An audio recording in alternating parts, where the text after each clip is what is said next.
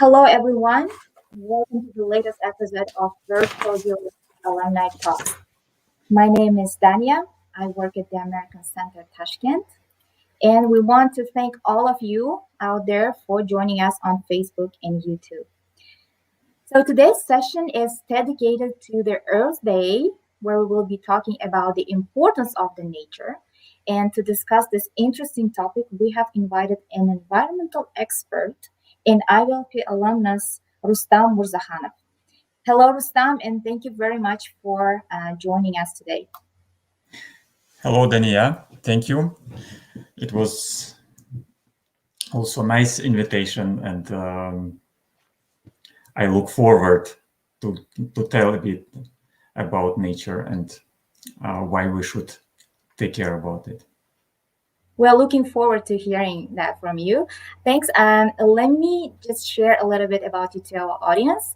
Rustam Murzakhanov has been working for more than 20 years in environmental area. He used to work in Environmental Law Center in Uzbekistan, then got master's degree in landscape ecology and nature conservation in Greifswald, Germany. Since then, he started working in German NGO Michael Zukov Foundation, and it's involved in nature conservation projects in Central Asia. He also a dedicated bird watcher, and together with the team supports the websites birds.uz and accounts on social media such as birds.uz and Wildlife of Uzbekistan. Okay, before we get started, I want to remind everyone, please start leaving your comments and questions under this video, and we will get them answered during our Q&A session following the presentation. Okay, thanks again, Rustam. The floor is yours. I'm pulling up your presentation. Okay. Yeah, thank you, Dania. So basically, I would like to start with one remarkable case, which made me think a lot about communication channels. And as more I work as in the environmental protection and nature conservation, as more I'm diving into the topic and as more specific questions I have. And this invitation to make such presentation for general public made me think about that I couldn't remember exactly when I did such presentation last time. And although I'm giving regularly lectures for students, for example, or giving some other presentations for environmental community. And I would start with such case from Namozakya. So Namozakya lives in Jarkurgan, Tuman, and Surkhandarya Vilayat, so a province in the south of Uzbekistan. And so he lives in the desert, basically in the sandy desert. And that's how his home or surroundings looked for years. And but now it's quite different. So now it looks like this. And it's made happen thanks to one project in this region. And first attempt was in 2009 with support of a small grant program of Global Environmental Facility, which is national coordinator Alexei Volkov is also alumni. And they tried to restore desert. It was heavily degraded, and local people even already digged out roots of dead plants in order to use it as a fuel wood for cooking or for heating their houses. And In 2009, it was not successful because the desert was quite dry and they didn't have also enough experience to plant it. But in 2010, they replanted again some desert plants. And in the end, after 5 years, it was 60 hectares of restored desert. So it's about 35 football fields. And the case was really famous among environmentalists. For us, it was obvious successful case, and everybody talked about it. There was a publication in the newsletter of SGP Jeff, and there was some scientific research, and we as a Zuka Foundation also supported master thesis to evaluate how the desert has been restored, how much resources it gained, and so on. So I was pretty sure that everybody knows about it because I was in my information bubble. I communicated mostly with my colleagues or friends, which are quite often the same. And then in 2016, we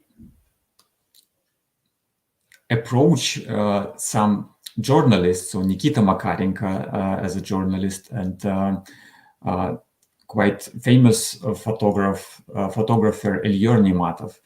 They traveled there, talked with Namozakya, and made a really nice article about his work. And later, it has been also translated, so it has been published in Russian and Uzbek in Gazeta.uz, and later in Uzbek in Dario.uz, and it reached more than 120,000 views in a few weeks. It was, and we got also incredible feedback that people were excited about this case, that Namozakya did it with his family, with his sons, could restore it, and now who could use it as a full wood, as also food for his livestock. And a lot of people were ready to contribute more, to give him some money in order to support and plant further this forest, desert forest. And the biggest success was that Namozakya got even Dostlik order, so this award, national award, friendship, which showed that the government also recognized his achievement. And for us, it was, for me, was also a really nice case that we have to communicate with general audience. We have to tell about our problems, about our challenges, about our victories. My presentation is about nature and why nature is important for us. And when we speak about nature, that's for many people from Tashkent, for example, it's about mountains most likely. So Chervak, Chimgan, so this area which is not so far, about 100 kilometers from Tashkent, and we go there for recreation, for hiking, and we enjoy this fresh air and nice views. But we should keep in mind that most of our country is not mountains, but deserts. And although this photo doesn't look like desert, but trust me, it is desert. So in the springtime, when everything is blooming, it could look like this. But it doesn't have to. Sometimes you can see such areas, so that's this mountain foothills, which provide quite good livestock, although unfortunately mostly degraded. But it's anyway, it's also nature, and we get from nature quite a lot. What exactly gives us nature? So nature or ecosystems in general, they provide us services. And we can distinguish them in 4 major groups. It's supporting services. It's like nutrient cycling and soil formation and primary production. To be more specific, it could be also provision services like food, fresh water, wood, fiber, fuel, and so on. So that's basically, even if we sit in a city and we breathe, we consume oxygen, we eat something, everything what we consume provide us by nature. It's also important regulating services like climate regulation. That's we have season changing and all this greenhouse effect and flood regulation and disease regulation and water purification. That's what we get from nature, and these ecosystems, they provide us that without knowing that we exist.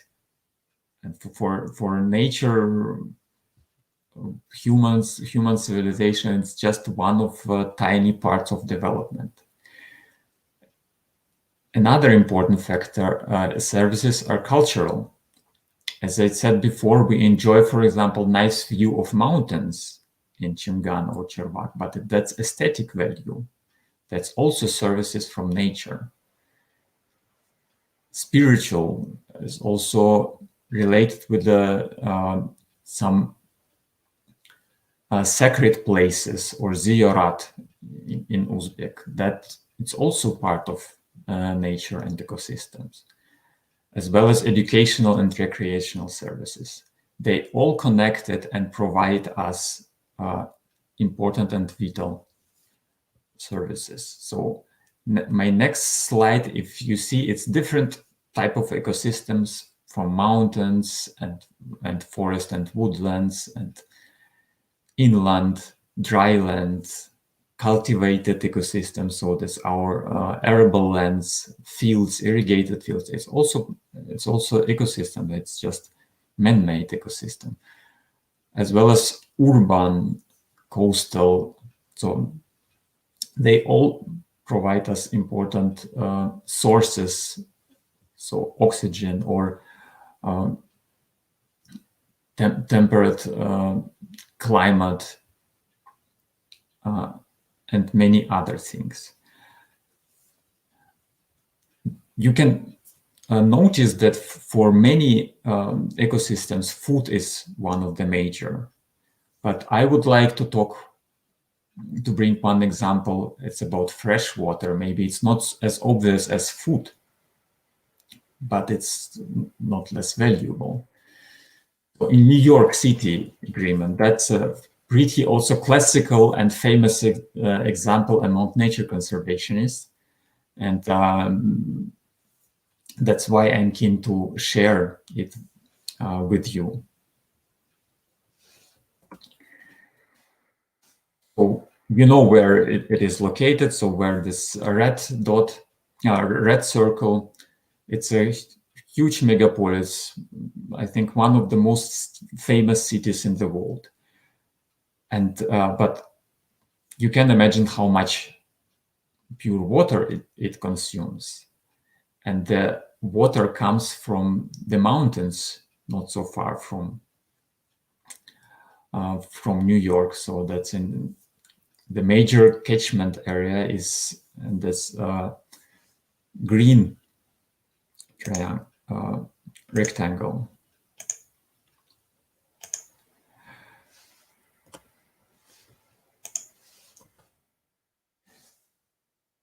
Some studies in 2005 showed that the good water depends on a forest in the catchment area or watershed area. And you can see as less forest we have, as more expensive the treatment of 1 gallon in dollars. So if you see on the graph, so if it 90% of deforested area, then the cost of 1 gallon could be about $120. But if only 40%, so only 60% area are forested, then it's 3 times less.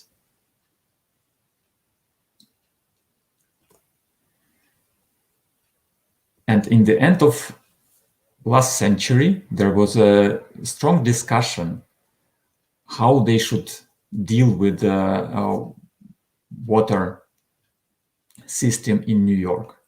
And there was a partnership with upstream landowners and communities in the watershed where its drinking water originates to ensure a poor and safe supply. So basically there were 2 options. One option was to build a new plant or facility for $6 billion for provide city good water, clean water, and with annual operation $300 million. So that's so-called filtration plant. Or to protect this watersheds and forest, which is up in upstreams, and to buy land. So all in all, to spend $1.5 billion, so 4 times less than this first plant, over 10 years to restore and protect the watershed, that nature itself could provide this good, high quality water for the megapolis. So the difference is obvious. And although the New York City is pretty rich community, but I'm really glad that they have chosen the second option. Of course, it was not as easy as just build one plant. So it was quite a lot of activities that they launched agricultural program that so this area should be still could be still used, but for a certain type of crops which are not harmful for the downstream areas, and forestry program in order to restore some forest or maintain, support some forest in upstream, and stream management program, because it's not only big river but small streams and brooks and other water bodies, and upgrade wastewater infrastructure, that this wastewater doesn't go to the river, and it should be separate, and construct ultraviolet disinfection plant for such areas, and in order to provide good quality. And new regulation and enforcement mechanisms. And water quality protection. So all in all, it was quite complex way, but it showed in general that it's cheaper and more sustainable to maintain and support ecosystem services, and nature could provide. So nature gives much better product if we speak simple language. You may say that New York, is a nice example, but it's so far away from Uzbekistan. But I'm glad to also inform you that under UNDP Snow Leopard project, and the manager of this project is also alumni, US alumni, Maski, I believe, Murzakhanov. So they also did some research about ecosystem services valuation in Ugamchatkal area, which is not so far from Tashkent. So it's a part of Western Tinshain around Chervak Lake and Chimgan. And the experts, so international and national experts, they did such evaluation in order to assess how much money generates this ecosystem services in the vicinity of Tashkent.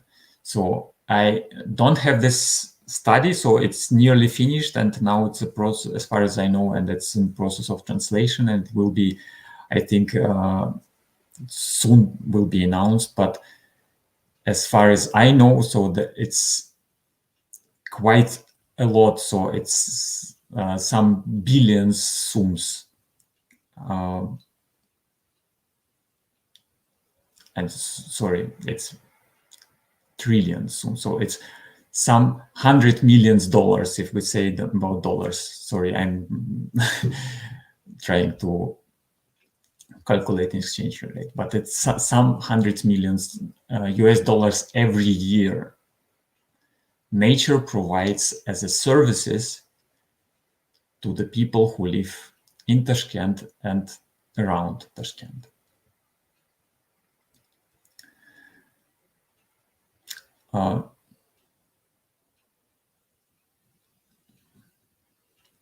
In general, the wilder ecosystem,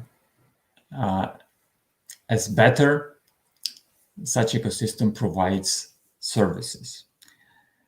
And the most known way to preserve nature is protected areas. And if you look at the trends of expansion worldwide protected areas, you can see that people really recognize it, and it's more and more areas has been established last years. And for example, this gray line is national parks, so they're especially rapidly increasing.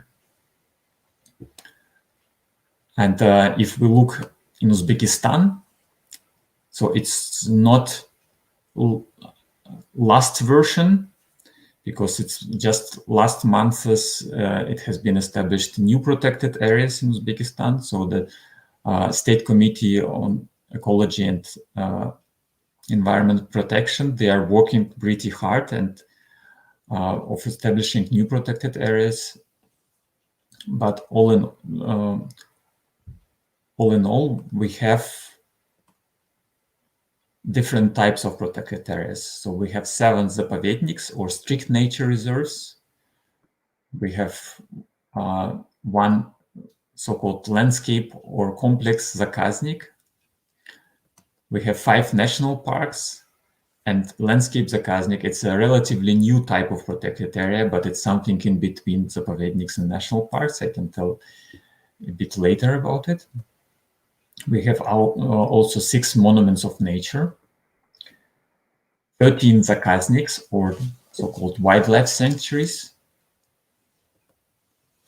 2 biosphere reserves, and it's not in the national legislation as extra protected areas, but 2 Ramsar sites. It's a part of also of zaказniks. So for general public, it might be a bit confusing, so many different types of protected areas, but for nature conservationists, it's a clear categories, and every of them has own functions and restrictions and different so strong and weak sides.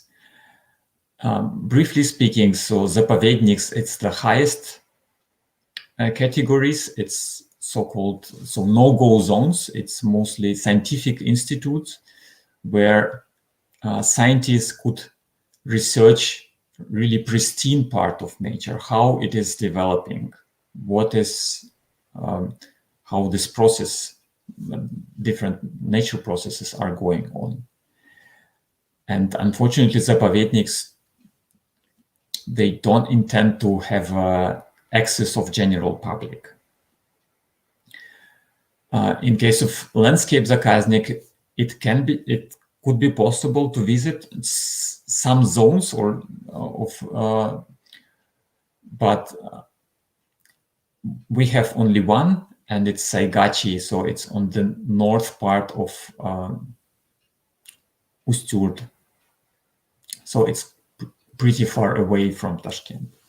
So the most known, I believe, it's national parks, and we have Ugamchatkal National Park not so far from Tashkent, for example. So there are also different types of zones. So there is core zone and buffer zone and development zone, and core zone, it's also with some limited restrictions, but in general, it's really oriented to tourists and eco-tourists especially. So people who visit such protected areas and with as less harm as possible. Monuments of nature, it's usually quite small areas with the focus of protection, some really geological features or really small scale values. So Zakazniks, they are in the bigger scale, but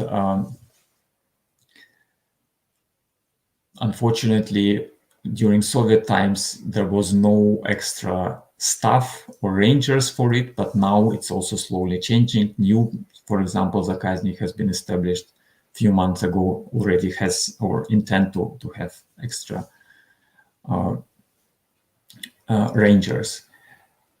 And biosphere reserves, it's also interesting type. So it's, as if we say that Zapovedniks, it's really excluding conservation, so that there is no people. But biosphere reserves intend to involve people, local people, that they should live in harmony or in sustainable way with nature. We have 2 of them, and it's also relatively new concept for Uzbekistan, and it's still quite a long way to go and to work with it. Ramsar sites, as I said, as a part of the Zakazniks General Ramsar Convention, it's about wetland protection and important areas for ecosystem services and for migrating birds, and so on. I just don't want to, I can speak about it for hours, but I don't want to bring many details.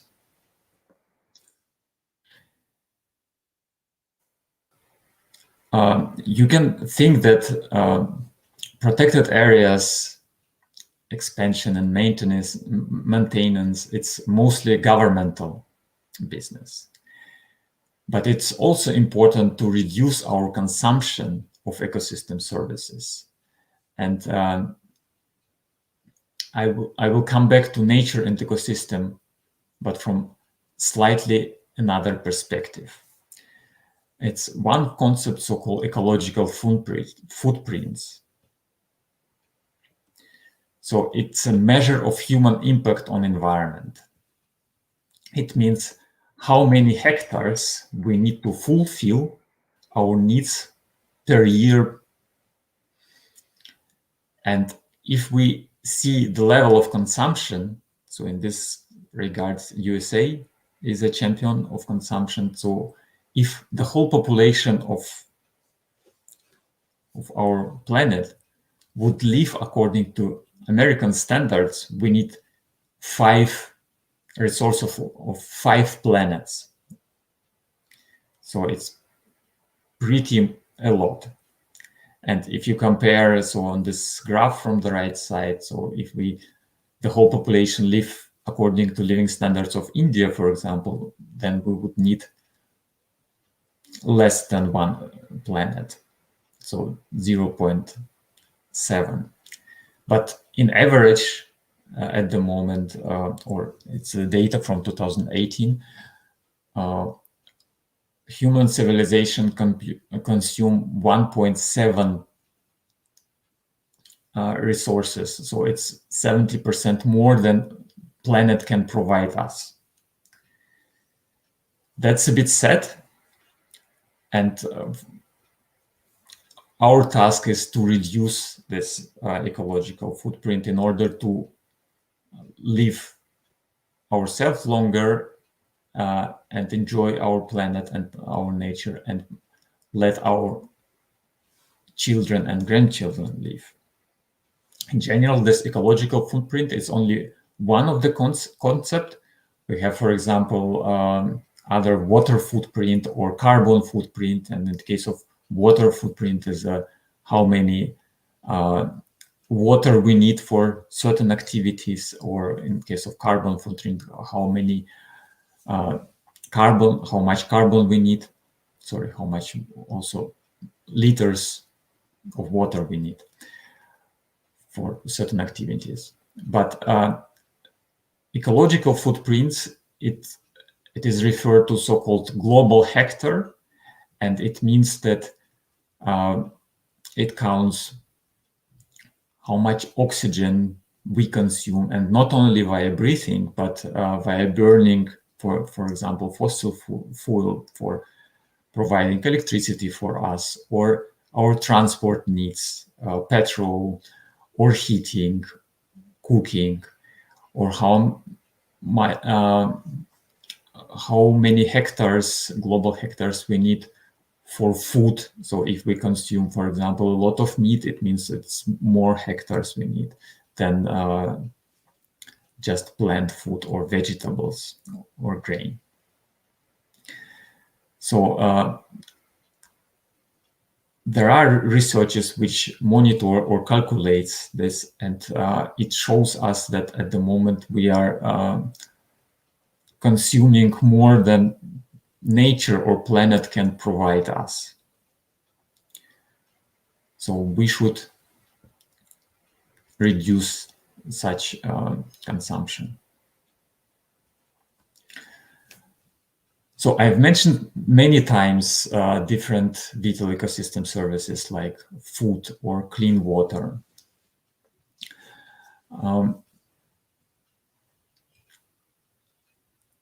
But there are a few others which let us value our nature. And as I said before, also aesthetic value or education is also part of ecosystem services. Most of us live in the cities and in the cities, and we are more and more distant from nature. And one way to be attached to nature, or to be involved and to learn nature and to value then nature, would be bird watching.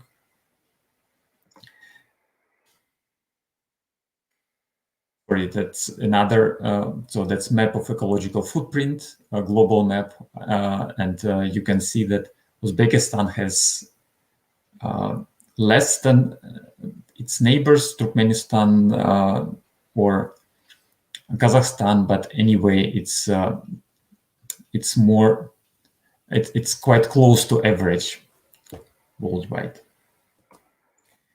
Oh, bird watching. So bird watching, actually, it was my first topic, what I thought that I would talk about during this presentation, but and I could talk about it quite long, but I was not sure that it would be so exciting for everybody.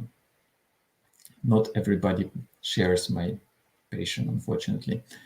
So what is it, bird watching? So it's observation of birds live in their natural habitat. It's a popular hobby and scientific sport worldwide. And you need some major tools like binocular or telescope or ultrazoom camera, but you don't have to. it's just as more you have different tools, as more opportunities you have. Uzbekistan in 2015, 6 years ago, we have launched the website birds.uz. And we did it because we wanted to create a database of current bird distribution in Uzbekistan through crowdsourcing, so that it's an open platform. You can have a look how it looks like while watching me or listening me. And we provide for most of the birds, so that we exclude rare or endangered birds, but most of the birds where you can spot them and where you can enjoy to watching them. So promote bird watching as a nature-friendly hobby. It's also an important source of information for ornithologists, for scientists who are dealing with birds. It's also a platform for Big Year. So Big Year, it's somehow competition. It starts from USA. It's now many different competitions on a regional level or a national level. And in Uzbekistan, it's also the case. It's a somehow competition who can spot or in our case, take a picture of most species within 1 year.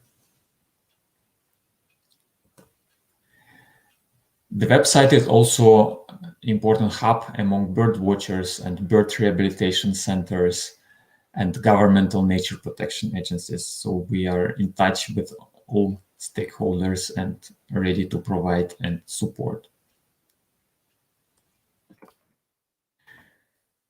Just to show you how many birds or photos have been uploaded or spotted. So that's a map, and every dot is one location of photo, and it's just from 2016. So there was a nice tool from Google Maps which could visualize. Unfortunately, Google Maps doesn't provide it anymore, but you can see the scale and how many spots, and from basically the whole country, but especially dense concentration in Tashkent and in surroundings, and Samarkand and surroundings, Bukhara as well.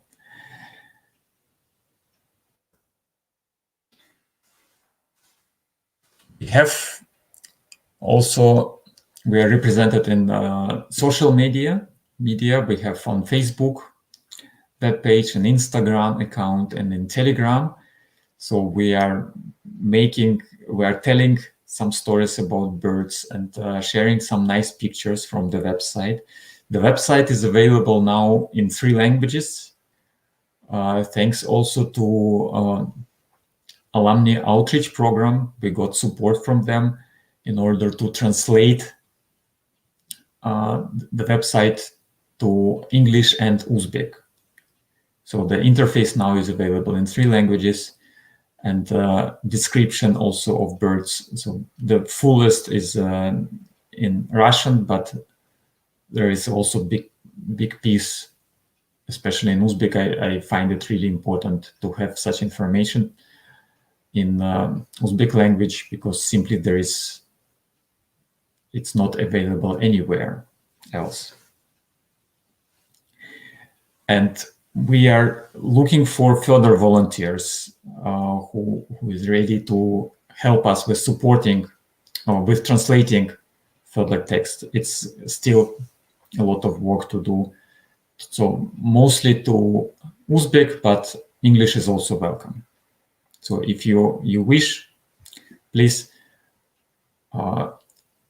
you can contact me personally, or go to one of our social media accounts and contact via them. So there are contacts.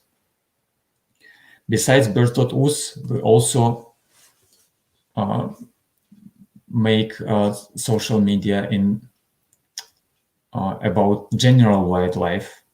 So wildlife of Uzbekistan, or WOW. We have also a web page, Wildlife of Uzbekistan. There is also a group where you can discuss or post your pictures or ask any questions regarding wildlife. It's not only about fauna, but flora or general questions. There is also Instagram account, Wildlife Uzbekistan, and Telegram channel, which is at the moment bilingual, Russian and Uzbek. And here we are also glad to have or to get any help from volunteers who could translate it further and disseminate it further in Uzbek.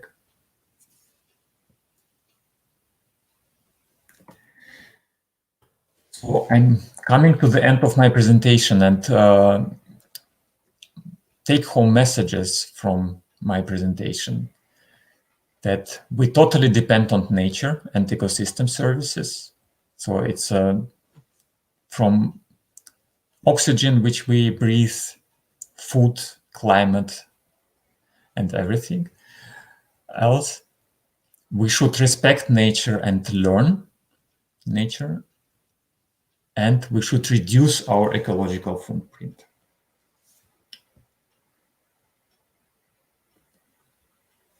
How?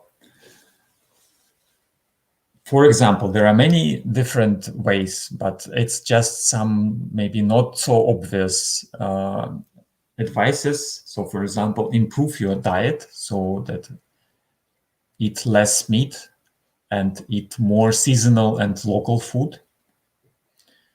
If you want to eat apricots in January, that it's not great idea in terms of carbon footprint or ecological footprint, because it has been transported from Argentina or somewhere else and it consumed a lot of energy. Don't buy illegal wildlife. It could be some nice flowers, especially nowadays, in spring, near metro or on the way along the roads in the mountains. There are plenty of people who offer it. So it's illegal and it's not nice to support it. It's harmful for nature. As well as, for example, tortoises or some other or birds in cages. They're not all of them wild, but many of them have been caught and sold wild. Another important advice is reduce waste. As much as possible, and take care about especially toxic waste like batteries or energy efficient lamps and so on. And for example, use stairways instead of elevators, then it's not good only for your health, but it's also you consume less energy.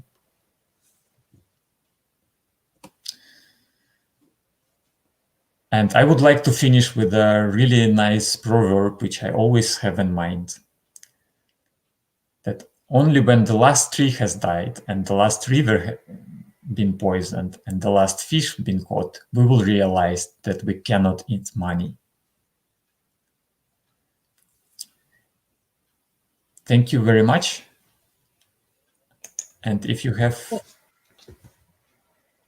Thank you so much. A really interesting presentation. And I love the tips you gave at the end. And this proverb is just awesome. We're a little beyond the time, but we have a question that I'm going to pull it up. Okay, from Gulshan Mahmudova. Thank you for this interesting presentation.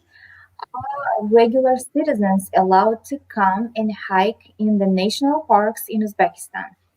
Are there any trails for hikers? That's a great question. Yes. Thank you, Gulshad, for the good question. We do have, so regular citizens can visit parks.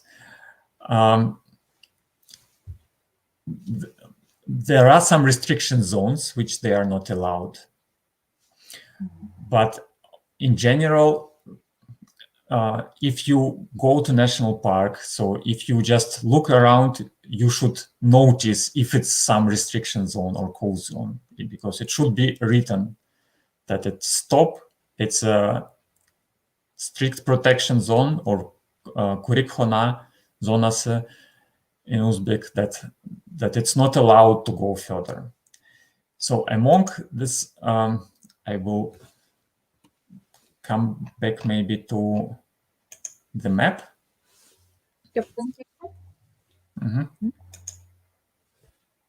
Yeah. The most famous national park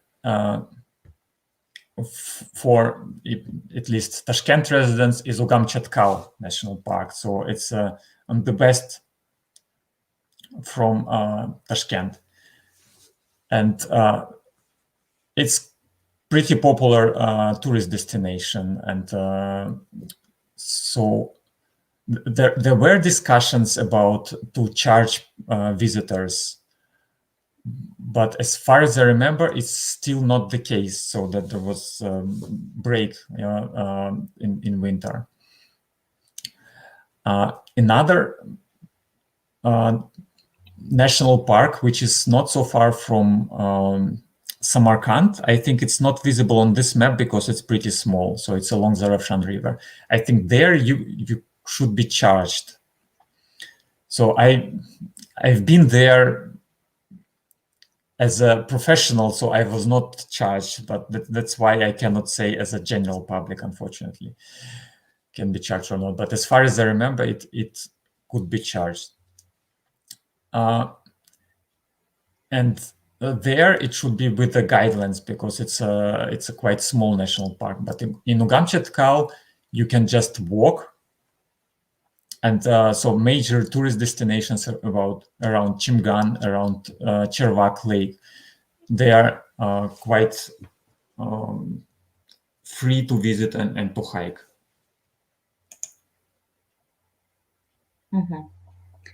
Thank you. Next question from Dinora Azimova. Rustam, what do you think of our government's recent decree on turning Zamin Mountains into a recreation zone? In Zamin Mountains, there are two protected areas, and they are connected to each other. And Dinora, thank you for reminding me. Yes, of course, Zamin is also really important. National park is important and nice area. And there you have to pay to enter. That's I remember definitely. It's beautiful mountains with juniperus tree or archat trees and really nice air. So there is Zapovedniks, Kurikhana, and it's next to national park. And there you cannot go. And in Zamin National Park, so you can go, you can walk, you can visit this. There is a famous also health facility for against tuberculosis and other lung diseases. But frankly speaking, I'm not aware about recent decree turning Zamin Mountains into a recreation zone. Forgive me, I'm just not aware about it. But all in all, it is already in case recreation zone. So national park is a popular destination. I don't know. I should check what is a new intention, and maybe we can let you know via social media, American or our wildlife of Uzbekistan about it. Counts. Thank you so much. And next comment and questions coming from Louis C. Thank you very much, Rustam, for your presentation. It was very informative. I never knew about the New York City protected areas. Thank you for the tips on how to be better. And the question, I was wondering, how do you know what is in season, and how do you have um, any additional suggestions on how we can reduce our waste? Yeah, thank you. So there are some tables. In general, it's pretty easy to follow what is season, what is not. The best strategy is to follow prices in supermarkets or bazaar. If you see that some food or some vegetables or fruits cost ridiculously expensive, it means that it's not a season. So again, apricots or cherry in January, it's not a season. But in June or July, it will cost much cheaper. Yeah, 10 times or even 30 times, 50 times cheaper. That's one way. And there are some tables, but I don't have in mind something for Uzbekistan. But in general, just follow somehow this. I think price strategy would be good strategy. So that, for example, tomatoes also, they're grown in winter time as well, but the prices are higher than this so-called open air tomatoes, or field tomatoes. That's one issue. And about reduce our waste, it's also, if you go to buy something, that try to use already or reuse bags, or use cotton bags instead of plastic, which is more robust. And another, I forgot to take as an example of one, plastic bags. Unfortunately, we cannot avoid completely plastic bags. That's there are too many of them, and somehow they are too integrated. But if you throw occasionally one, please make tie out of it, so that it's not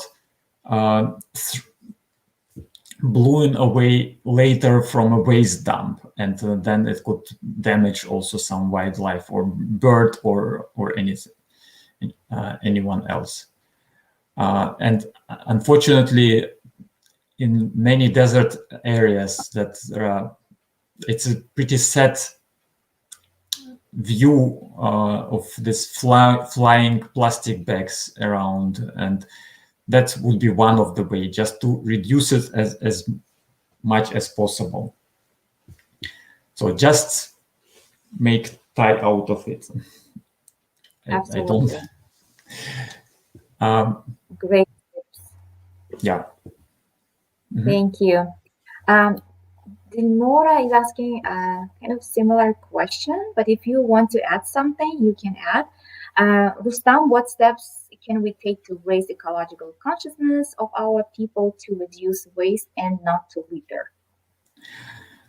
Want to add? Yeah, thank you, Dilnora, for a good question. We have this question quite often, and for me, I would distinguish it from cultural question and ecological question, because just not to litter on the streets, for example, that's more cultural question, but of course also lack of infrastructure. There is not enough waste bins to throw. Even if we want, we have to look for or keep it in our pocket or wherever else. And if it's dirty, then it's even problem. And it's a big temptation just to throw in somewhere in the Arik or water channel, and forget about it. So it could be to improve infrastructure in the cities, to establish more waste bins and let people throw in special places. And to reduce waste, so there are already some steps about separating wastes, but it should start from our households, that while throwing, we should already know that some could go for recycling, and some to already waste dams.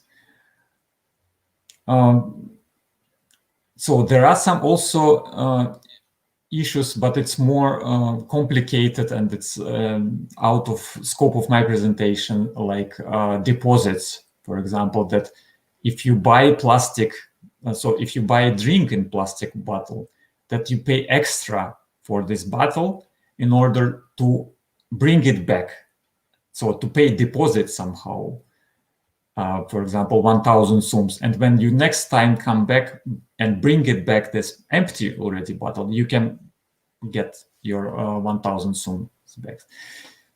Such system, it's quite developed and complicated. In many European countries, it works. In Uzbekistan, I think it would be a bit challenging to establish now, but it could be possible, partly solution. In general, it's pretty complex problem. Thank you so much, Rustam. Thank you for your presentation. It was really interesting and informative, and I hope our watching friends benefit from today's session. It's actually time to wrap up. I want to thank again you for coming and joining our session and making this great presentation. And I want to thank all our viewers for watching us, for your great questions and comments. Thank you. Thank you. It was really nice discussion, and thank you for really valuable and interesting questions. Unfortunately, I couldn't answer all of them. That shows that I really underestimated general public. So you have answered all of them. Yeah. Those were great questions and great answers. With Dilnora, I should come back later about Zamin, for example.